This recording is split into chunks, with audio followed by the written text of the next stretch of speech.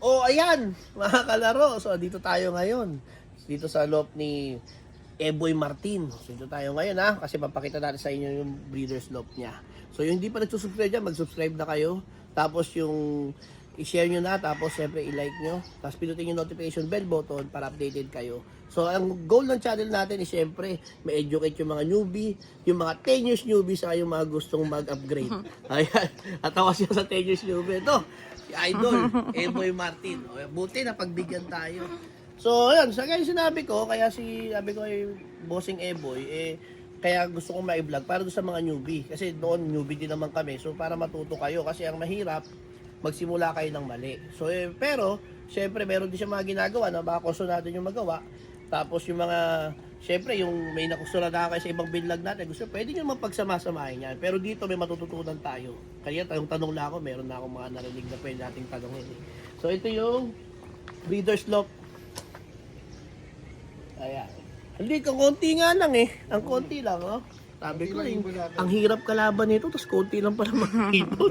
Tayo na ibon. Si Sir Eboy Martinez, type, ano yan, MacArthur, specialist yan. Kung ba, lagi nakakapag-finisher yan. Pinakapangit na yung finisher niya. Napakita na. Hindi ka, pasok kayo.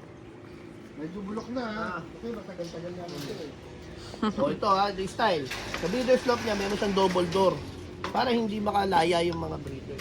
Kasi yung mga breeder nito ni Sir Eboy, mga galing din sa mga champion puncher. So ayan. Sir, ito lang talaga yan? Ito lang? Yan lang. O, ito yung mga iba na hindi ko nagagamit. Bali, ano to? Ito yung mga noble cages, Taiwan cages, na kinalas niya dun sa mismong lagayan.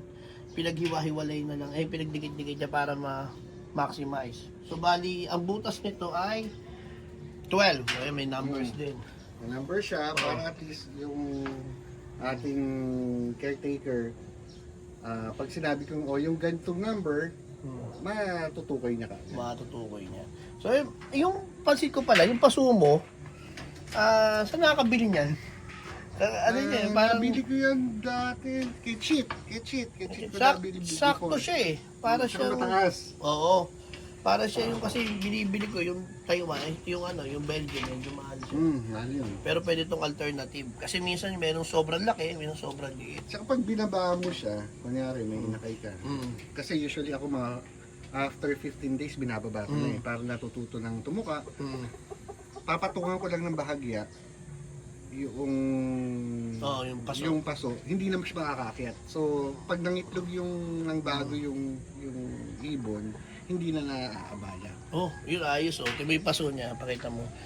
Hindi mo na kailangan umatungtungan kasi yung akin nilalagyan ko pa doon ng nilagyan ko pa ng patungan Ito, konti na nga lang mataas na. Hindi na maabot ng inakay, bahagang iwalay.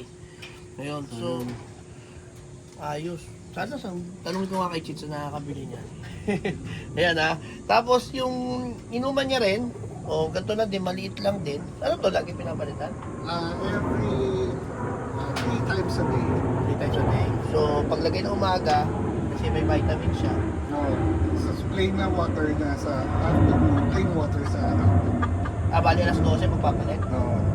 Okay. So, ganun din, parang napapanis. Tingin mo yung mga... Hindi, nauubos na kasi siya dahil lalo pag may inakay. So, para at least, ang vitamins ko naman is parang tiki-tiki lang Konti lang, no? Oo. So, para lang meron kahit pa paanong suporta. So, yung kagandahan din sa ganito, parang kay Fresh Money ko rin nakita, yung ganito lang yung inuman, kasi konti lang talaga siya. Kapag kayo kagaya nung sa akin malaki, na masyadong marami di maubos, parang naglulumot siya. So, mas maganda rin yung ganito para matutukan. At least kung may tao ka, lagay na ng lagay. Yung sa katulad sa'yo, advisable yan kapag iniiwan mo. Pag iniiwan. Pero kung meron ka namang tao, mas maganda yung ganyan kasi napapalitan. Obligadong palitan. Sa kalagyan. Oo. O yun, pwede natin gawin yun. So, para din magkasya yung gantong style. Magkasya yun sa grits. Yung grits mo, sir, ano to? Vitamin mineral? Nakita ko dun Hinalo ko, Vitamineral, Brewers, saka V22. So nilalagay ko lang siya sa isang paso. Ang grits ko nilalagay ko na sa patupahan. Okay. So yung brewer's yeast? Mm. Pwede pa lang hindi binder yung brewer's yeast. Isasama mo lang doon sa sinasama ko na siya. mineral, kinakain na nila. Diretso na. Oo, so maganda yun, puro maisusubo nila sa inakay. Ano yung amino acids. Tapos yung grits daw ni Sir, nilalagay niya doon sa Patuka. Kasi Patukaan. kung mapapansin mo, pag sinama mo yung grits sa powder, eventually, yung powder umiilalim. Hindi na nila ma-access. Unless ubusin nila yung grits. Oo. So, eto, so parang ganito, Powder gusto lang grits, nandun lang lagi sa patukaan. Powder. So, yung powder lang ang nandito. O yun, bagong kalaman. Mga kalaro, pwede natin gawin yun. Tama yung sinabi ni, parang minsan ang mahal pa naman yan, yung mga vitamin mineral, saka hindi naman na kakain kasi nga, umiibabaw nga yung grits, tama. So yun naiiwan yung mga powder. So ang ginawa niya, sineparate niya yung powder sa grits. O yung gagawin din natin yun, bagong kalaman mga kalaro. Nagpe-pellet ka, sir? Nagpe-pellet ako pag may inakay. Okay. So parang kagaya din ng iba. Parang kay Preso, normal lahat naman. Pagka may inakay na, lalagay ng pellet to support. Oo, kasi yung breeder, pati yung inakay, parang cereal lang. Parang nalalagay. Kaya lang huli din ang kinakain din, ayaw din nila eh. Talagang grace ang hinahanap. Unless na lang ubus na talaga, so that's the time na... Pantulong lang talaga yung pellet. So yun na yung common sa mga champion crunchers na natin. Pellet pang suporta lang kasi talagang sabi nga nila madali ba talagang pag per gauge? Mga aabot ka ng mga ilang clutch. Hindi ko pa nasusubukan kasi usually 2 clutches lang ako. Dahil konti lang naman ang nilalaro ko. Kaya lang nakagawian ko na. So wala namang nagiging problema sa akin. Kaya Nagiging problema. diretso ko. Kasi yung testing materials mo, basahan lang. Ano yan, sa ilalim, buhangin na binistay. Then pinatungan ko ng basahan na yung bilog.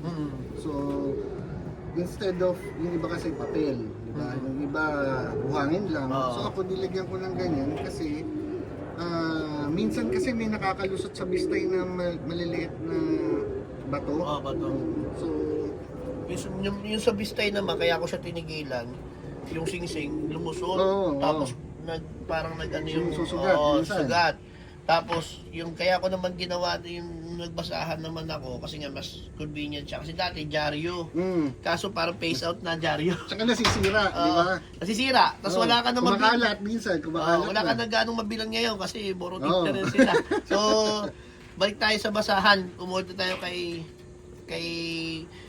Reggie nung malaki. May pinapagawan siya nung malaki. So okay yung basahan.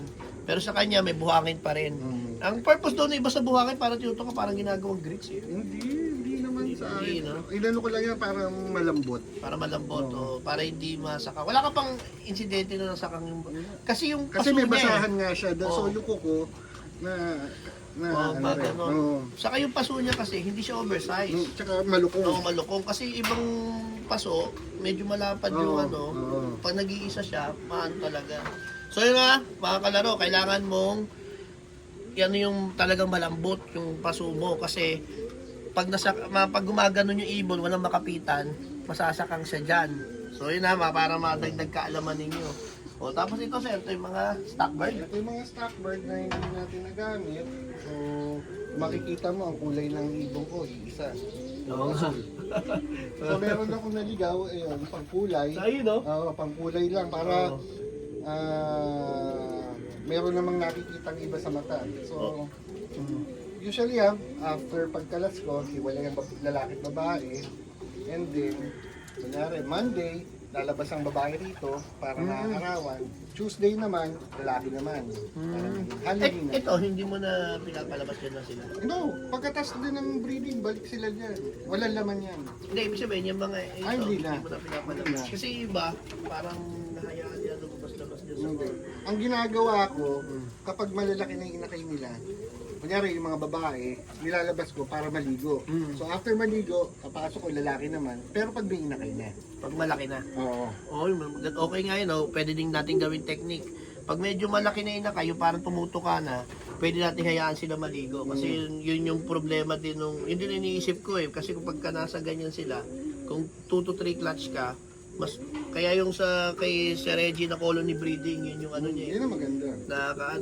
Yun nga lang, tag dito, medyo sabi niya, aaralin mo pa, baka nang-aaway yung ng iba yung mga ano. So ito sir, isang linya lang halos ba ito lahat? O, Lahat yan halos magkakadugo na. Meron gumamit na ako ng baseline ko, which is the wagon. Yun ang ginawa kong baseline kasi nga, yun ang nananalo sa akin. yun yung related doon sa dating nag-MacArthur finisher ka, parang tatlo yata. Yung may mga grisel pa. Oo. Halos, kumbaga lahat ng nagmamakartor ko, yun ang base. Oo. Yun ang Tapos pinapasukan mo na lang ang bago. Ang bago. Okay mga kalaro same lang din kagaya sa mga pinuntahan natin sa ano, importante yung baseline kung saan ka naniniwala, then ipinapasok mo yung mga bagong na-acquire mo. So mamaya pag-usapan natin yung mga na-acquire na ibon ni Sir Eboy, saka kung ano yung mga kinocross niya sa wagon niya. Mamaya sa pigeon talk natin. Okay na? Bye!